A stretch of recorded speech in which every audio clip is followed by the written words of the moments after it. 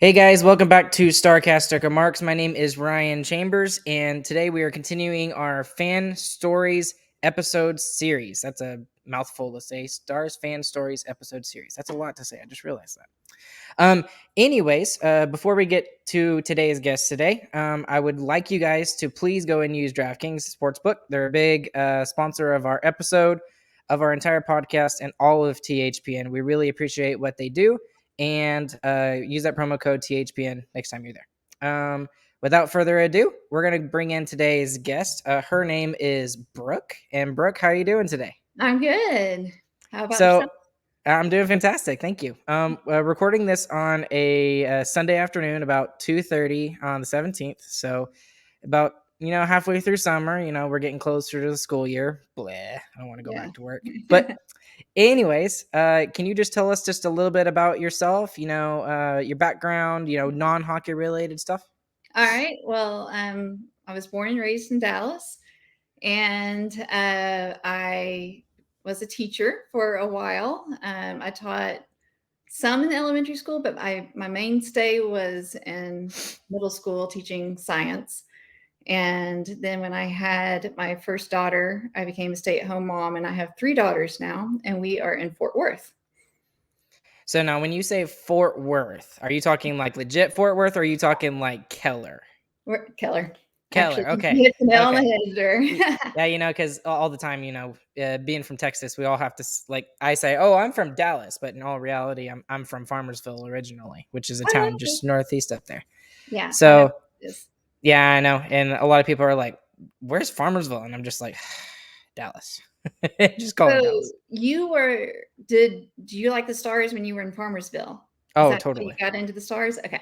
Well, actually, when I got into the Stars, it was because of, just when I was born, that's when they moved to Dallas. So I kind of naturally I don't know, implanted myself with him, I guess is a way to say it. That's a bad way of saying it, but uh, I find I'm very, very, because since we were both basically born in 93, I identify very closely with the Stars. But Oh, I see.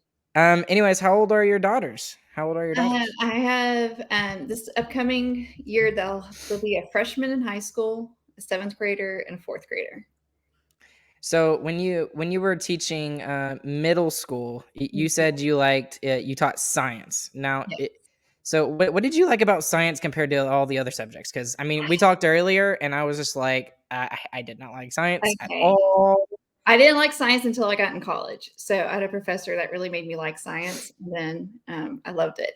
But for me, I love teaching like space. And if you have seen the new pictures coming from the Webb telescope, like pictures are amazing and just makes you feel so tiny.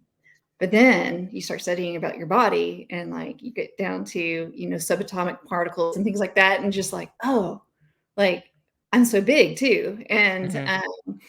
honestly, for me, it's I like seeing God's creation, and it just like it wows me. And so I really like science. And then later on, it helped me.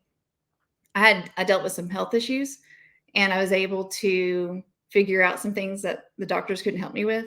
But a lot of that was because of my understanding of science. And I don't know. I think it's a really cool thing. And so I'm a nerd when it comes to all that. So. Oh, that's really cool. And I did want to mention just a quick shout out, and we talked about this beforehand, but Yeah. we just want to do a quick shout out to your father-in-law, David. Correct? Yes. Yes. Thank And you. yeah, of course. And will you mind telling us just a little bit about him and what he's going through recently? Yeah, so a couple weeks ago, he was diagnosed with cancer, and so he was in the hospital for a while. And the last week or so, he's been home, and it's been all hands on deck. It's been a lot more intensive than I thought it would be. I thought he'd get a lot of rest and being at home, but there's just so much to do. And so, thankfully, there's all of our family, all their families in Texas. They used to not be. They grew up in Colorado, but they're all in Texas now, and we have been able to just kind of do all the different things that need to be done. So, but Yeah, thank you for bringing that up. yeah, of course. Because and I mean this totally out of respect, because I mean, there's a lot of people who I've talked to, and one of the greatest things about being able to host this kind of series and talk to other fans is the stories that come out of this. And Mhm. unfortunately, there's some stories like that, but I mean, there's some good positive things that come out of that. Yeah.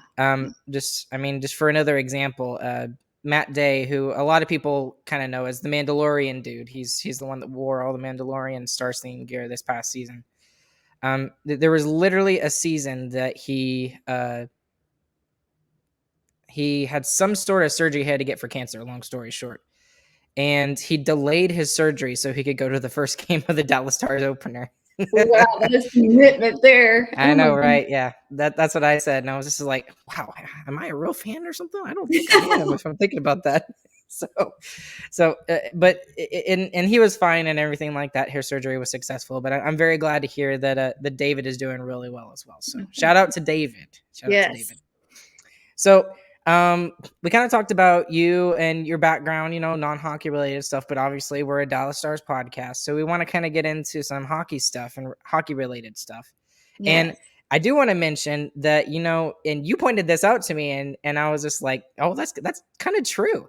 Most of the people that we've had on here are, don't have, kids, or, they're kind of the younger crowd, maybe Mhm. 18 to 25, maybe 18 to 27, something like that.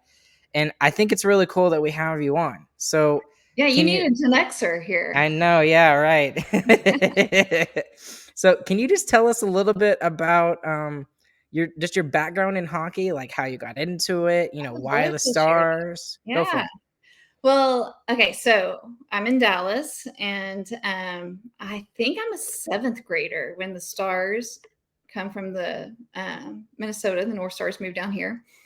Um, Also, the Mighty Ducks movies, have all come Mhm. out, or I guess the first one came out. And actually, I learned that because of the popularity of that movie, is the reason why the North Stars didn't move down to California.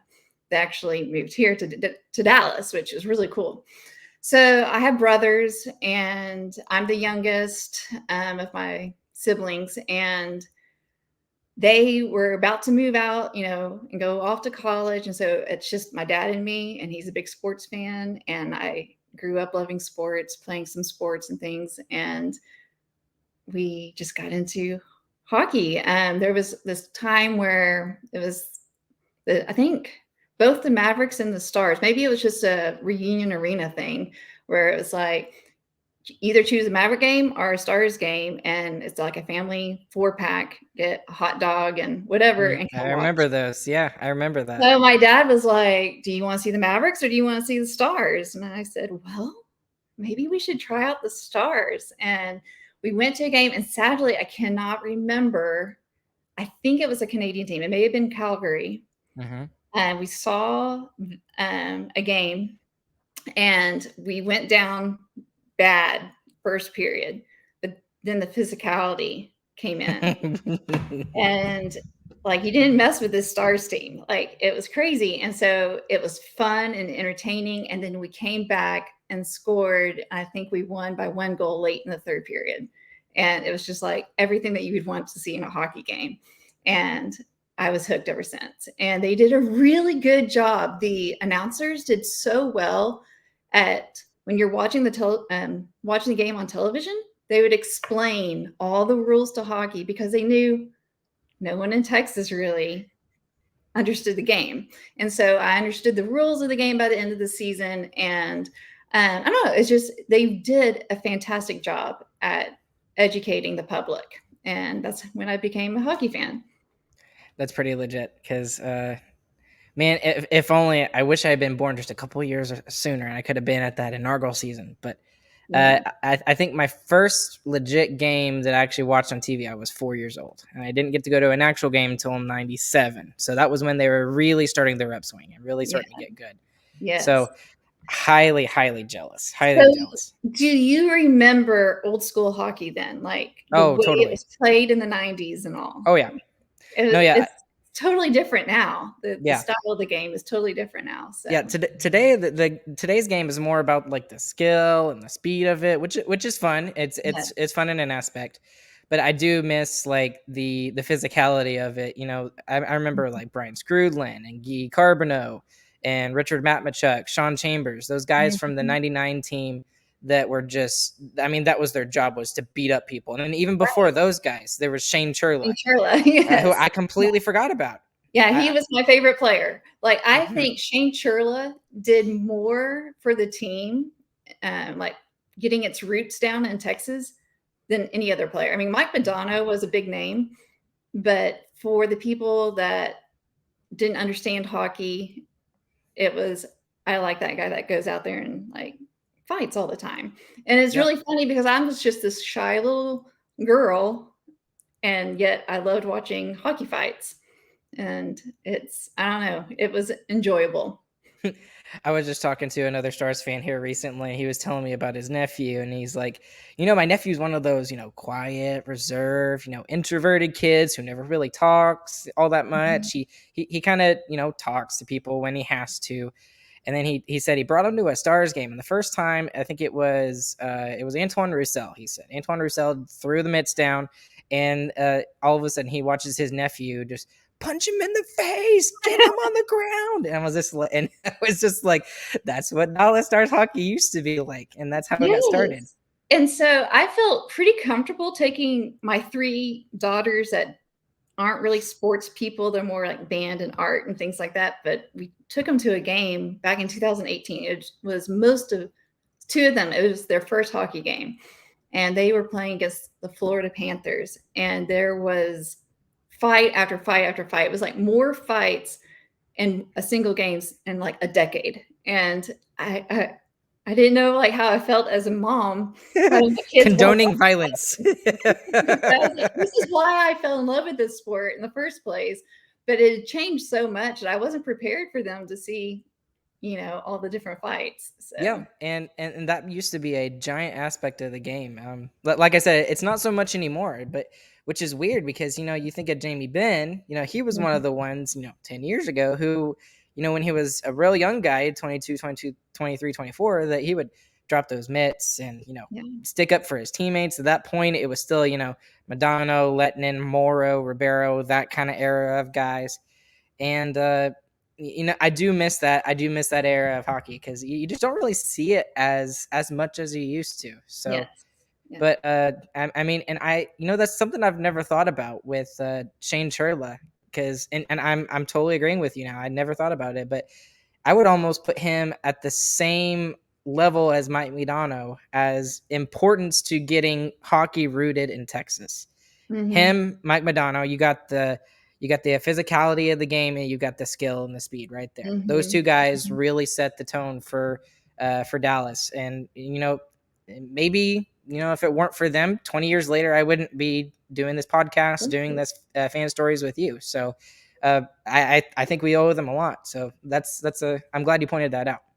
Yeah. But let me go ahead and ask you also about how, like, why do you keep going back to watch games? Because like Yeah. you said, it's changed over the course of Yes. the past 20-25 years. Even from the time I started watching hockey, which was back in 96. Mhm. And but what keeps you going back to watch hockey? Is there something specific? Um, I don't know. I did take a quite a big of a hiatus when my children were younger, just because mom life was Mom life, I what I get it. was living. And honestly, probably 2018, 2019 is when I kind of came back into it. Um, I but the stars, they were promising, and it was fun to watch how skilled they were. Mhm. I do appreciate the game and the skill. And now that I'm a mother, I don't really enjoy the physicality as much. And so I guess hockey changed while I changed. And then, of course, the Stanley Cup run Mhm. and the bubble. And I don't know. So when hockey shut down, we got to watch on television the run to the 99 Cup. I don't know, did you see that? The run to the I did. 99 Cup they did reruns for, and it just, I don't know, it brought back all those memories, and then to do it again in the bubble was really, oh man, I just really wish we could have somehow beat the Bolts, but I don't know. Now I'm like totally invested again, and I really do think I kind of changed as hockey changed, and the things that are now appreciated in hockey, I appreciate in hockey. So when you took that hiatus, and a lot of people did as well. It wasn't just just because you were going through becoming a mom and stuff like that, Mhm. but there was a period of time where I think it was after the 2008 Western Conference Final run. Brendan Morrow scores Game 7 against San Jose, puts them in the Western Conference Final. After that period of time, there was a period of time where the Stars were pretty much bankrupt. Yeah. So the Stars lost a lot of fans along the way because of the fact that not it wasn't Tom Goularty. I forget his name, but whoever the owner was before. I should know that, Yeah, but I don't I remember. almost feel like I'm gonna get it confused with the Rangers Well, owners. Is Tom what Green one? Like, I'm trying to think of all who it was the same owner. The same guy owned the Rangers Hicks. and owned the Tom Stars. Hicks? Maybe that was it. I think that sounds familiar. Tom Hicks. So when he went bankrupt, the team also went bankrupt, and they went through a period of time where they were just owned by just random conglomerates of lawyers and other people and stuff like Oh, that. okay. So when they finally got Tom Goularty in, that's when the team actually started becoming good again. It was around 2016 when the Stars went to the second round and stuff like that as well. So I mean, it wasn't just you, just because of personal life. It was a lot of people that were like that too. I've talked to a lot of people who are very much like that.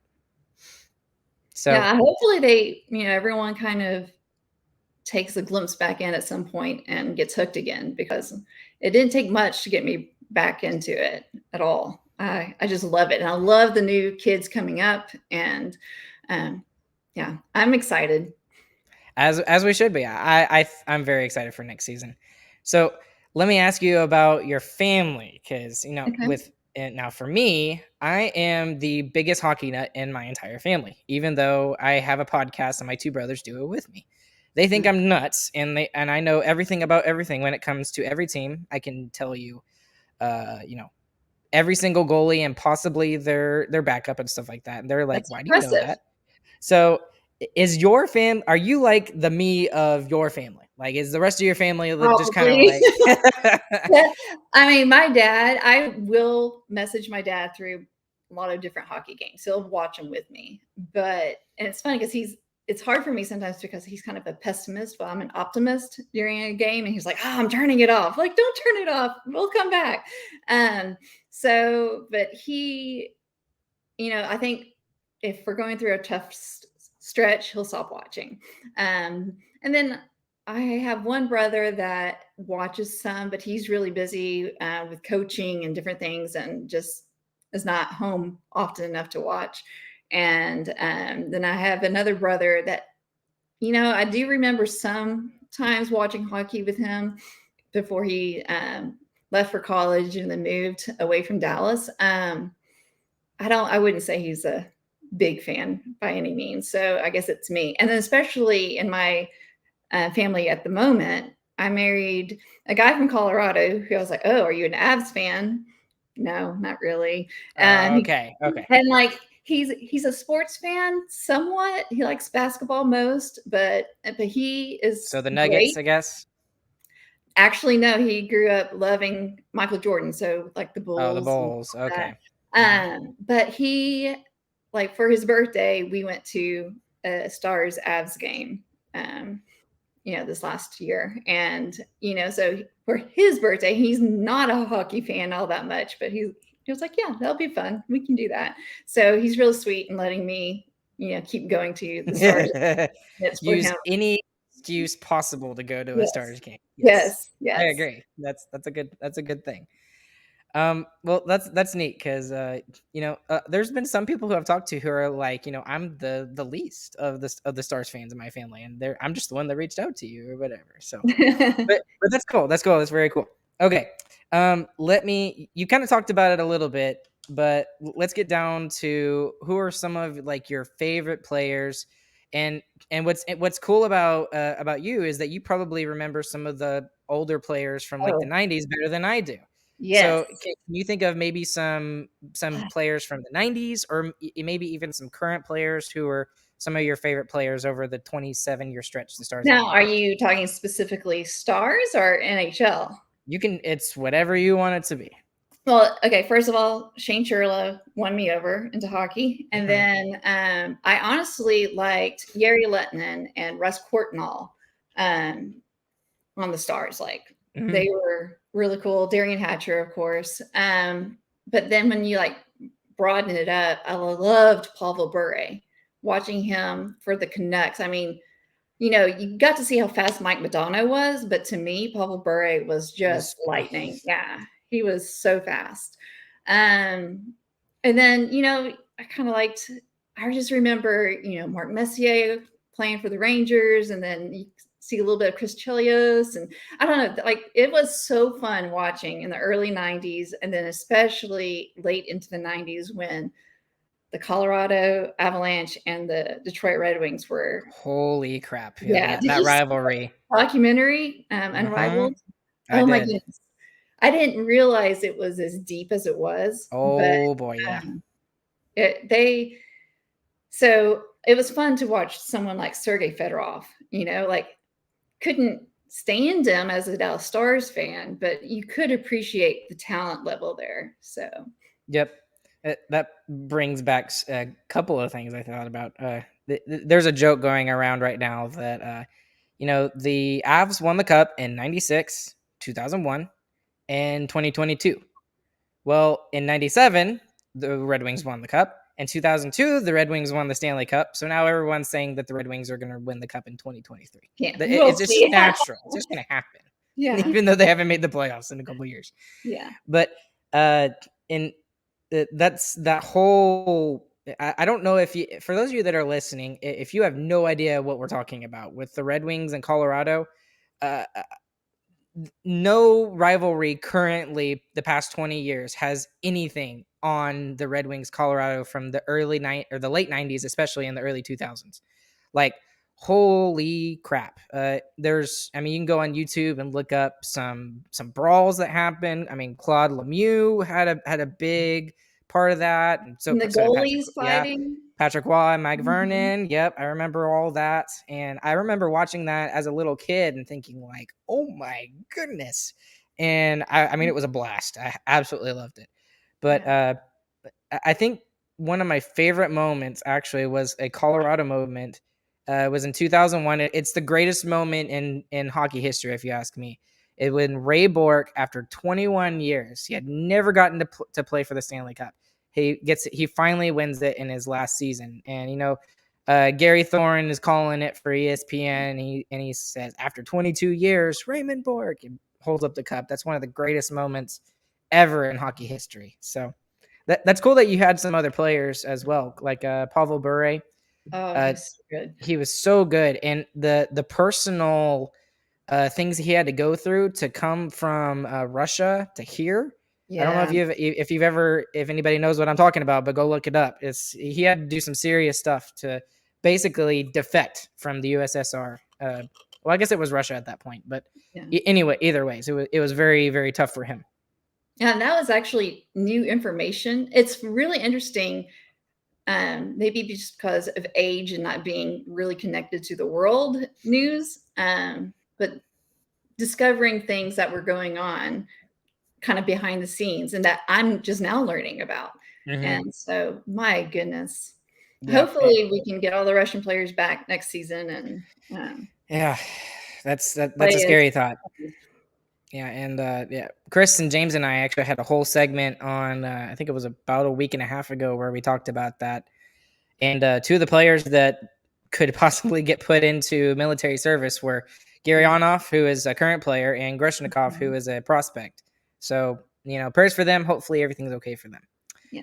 But let me go ahead and ask you, and you kind of mentioned a little bit about some of your favorite Stars memories. So you kind of slightly mentioned the 2020 bubble run, which Yeah. that was kind of like the new generation's 1999 Stanley Cup run. I'll always identify with that 99 run, but that 2020 run really kind of brought some new Dallas Stars fans into the fold, especially like a new generation. So, Mhm. are there any other moments that have kind of stuck out? It didn't have to be specifically like, a memory that everybody remember. Maybe you remember like a specific game or something like that. Well, I didn't know this was gonna be so Churla heavy, but, um, there was a game, that I believe it's the Red Wings that my father and I had watched, and, Shane Churla, everyone's like, got their little partner and, the refs are trying to calm everything down, and Shane just makes a face, I believe it's at Keith Primo. He just he's like that. He just does his face at him, and it causes Primo to lose his mind, and they ended up having to kick Primo out of the game. And my dad and I just thought it was so funny that all it took, wasn't a word, it wasn't, any type of fighting or whatever. It was just, I'm going to make a face at you. And I don't know, maybe it was tied to something you said earlier. I have no idea. But um, that moment just, it made us laugh, and we would make jokes about it all, years later. But if you're going to include all the 90s and all, oh no, actually, I'm going to choose a different game now. I was going to say the Stanley Cup winning game, but that's going to be everyone's. But I remember a game. I was young. I don't know how young I was, but I remember being sick and just staying up late and watching the Stars in Anaheim. And there were so many fights breaking out that literally there were 13 or so people in each penalty box. And they were just playing like, okay, let's get 3 out there for each side until the time runs out.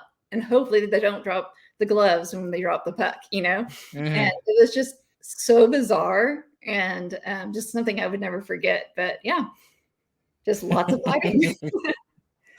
Yep, that's it. I mean, and that's a part of the game that unfortunately is kind of going away. Yeah. It's not as prominent as it once was, but I'm hoping it makes a comeback somehow. And uh, so, did you have any favorite players who were kind of on the physical side that you liked over the course of your? Well, okay, so Darian Hatcher, Yeah. he Do you remember when he broke the jaw of Jeremy Jeremy Roenick's Roenick? jaw. Yeah. I was a freshman in college, and so that must have been, was that the, either that was right after we won the Stanley Cup or right before, I can't remember. And yeah, a friend of mine, she loved hockey. We saw each other on campus, and she's like, "Did you see Darian Hatcher, what he did?" I was like, "Oh my goodness, yes." But Jeremy Roenick was not well liked among the NHL, if you weren't, I guess, a Blackhawk fan. And so it was, and now I look at myself, I'm like, why am I so happy that someone Someone got his jaw broke. they had to get his jaw wired up, and so. But yeah, I loved watching. Okay, so back in the day, you could just push people out of the crease area, Yep. Yep. and so like Mapachuk and Hatcher and Carbonneau and Ludwig and all of them would just clear out the crease, and and I love that because it limited the chances of the other team scoring on you. And so, yeah, I did like all of that back in the 90s when they could do those things. And now it's illegal to cross check someone out of the crease. So Oh, you can get away with it like the first 2 times. Well, once you get it the maybe. 3rd time, then they're like, "Okay, that's one too many." And it's just like, "Oh, okay, so just call the rule book." I mean, if you cross check somebody, it's a penalty, or just don't call it. Right. One of the two. So, well, we're getting close to the end here, but I got one more like big question for you here, and this Okay. is a question that I ask every Stars fan that comes on to Starcastic Remarks for this. How are you feeling about the upcoming season? And what's a little bit different for you, and compared to some of the other fan stories that I've done, is that we just recently had a free agency where we signed Mason Marchment, and we also signed Colin Miller Mason Marchment was kind of more well known. Colin Miller just kind of came out of nowhere. But you've got the extra perspective of knowing that we've got those two guys in our lineup. Yeah. Are you like really optimistic about this season? Are you cautiously optimistic? Or are you just like totally down in the dumps, depressed, and we're like tanking for Connor Bedard? Man, okay.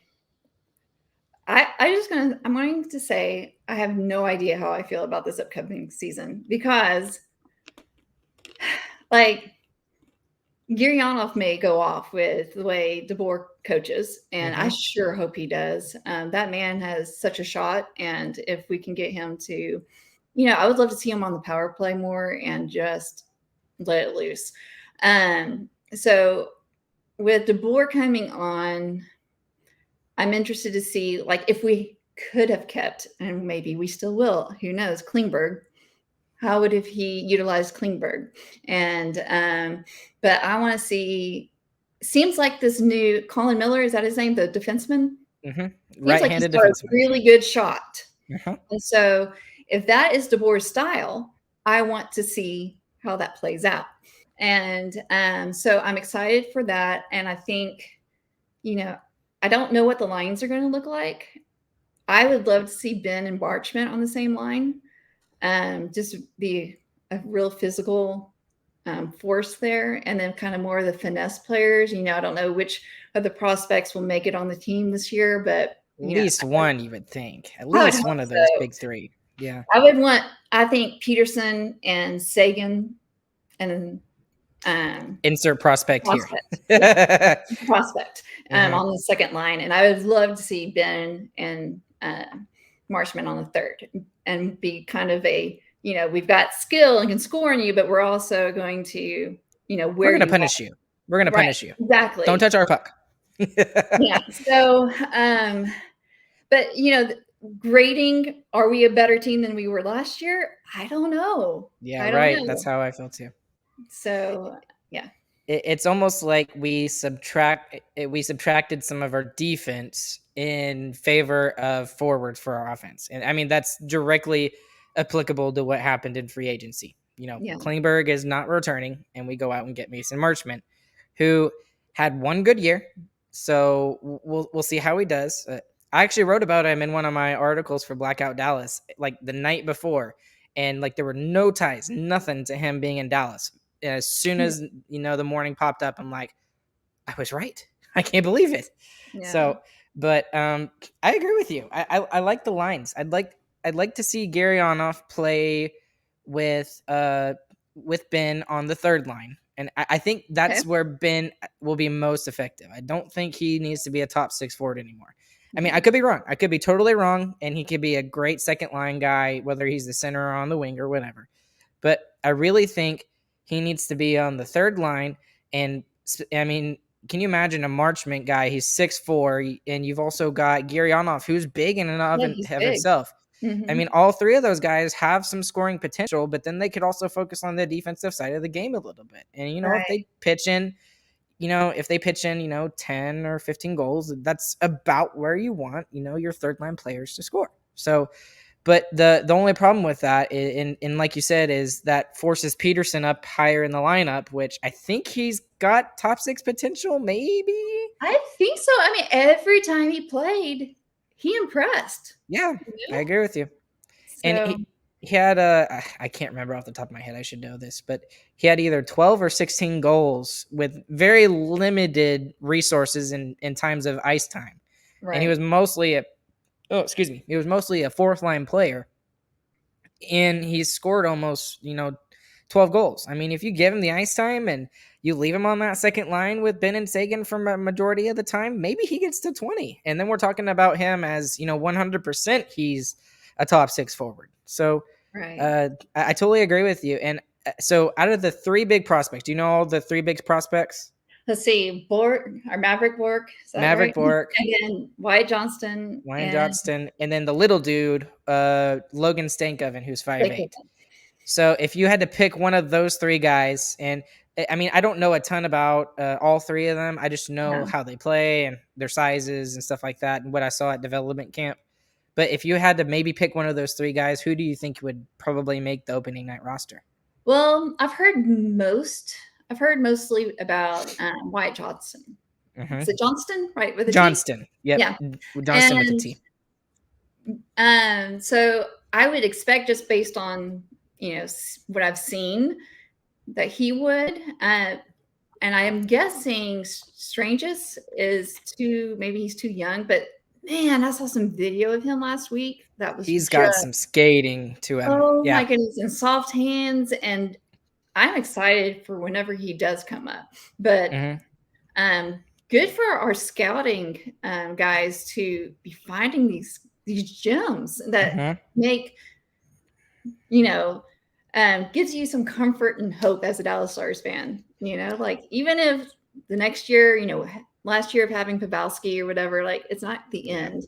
So, but I agree with you, because I mean, and one of the things I talked to Saad Youssef about this. He's the guy who writes for The Athletic. The Stars feel like they can't tank, if that makes any sense. So they can't do a quote unquote rebuild, right? Because if they do a rebuild, then they lose a lot of interest in the team. They lose a lot of money and stuff like that, and they're not willing to go through that. So the point of that is that they're always going to be a competitive team, around bubble in or bubble out playoff team. So that means that a lot of their draft picks are probably going to be like in the middle of all the teams, 15, 16, 17, around there. And the fact that, especially lately, that Jim Nell and his scouting team, I mean, we got to give them credit for that right. They're able to find these gems. It's not like Logan Stankoven didn't go in the first round. He was in a second round pick. I mean, John Klingberg was a 5th round pick, and that wasn't really his, but still it's scouting for the Stars.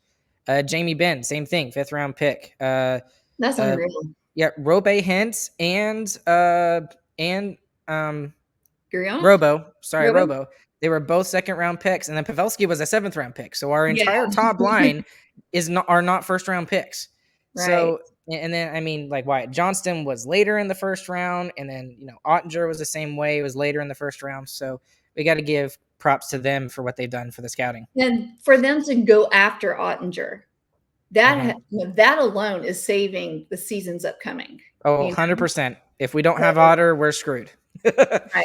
So I'm very, very glad that when they haven't been too drastic, but when they saw someone like Ottinger available, they were going to go after him and make it possible. And that's the only time in Jim Nell's history that he's actually traded up in the draft was for Jake Ottinger. So again, I mean, just a gold star for Jim Nell there. So well, I think that's going to do it for us, Brooke. Thank you for coming on and doing this, with us. I'll let you have the floor just for, anything else you want to say before we close it out today. You got anything you want to say? Oh, shout out anybody. It will be interesting to see where Klingberg signs. No one knows. That will be interesting. That is true. No one knows where he's going to sign, and so I'm curious about how long of a term it will be and for how much. Originally, I said he was going to sign in Seattle for 7 years for $8.75 million. Now, that was before, free agency opened. Like, today is July 17th, and he still hasn't signed. And it's been, I think this is the 5th day of free agency. So that kind of leads me to believe that it's going to be a lot less, and it's going to be for a lot less term as well. So that is a very interesting question. And there is still a possibility. It's very unlikely, because the Stars even came out and said the John Klingberg era is over. Yeah. But there is still a possibility that Jim Nell could go out there and trade away a couple people and maybe have some cap space for Klingberg to come back. But, we'll see. Yeah. So. All right.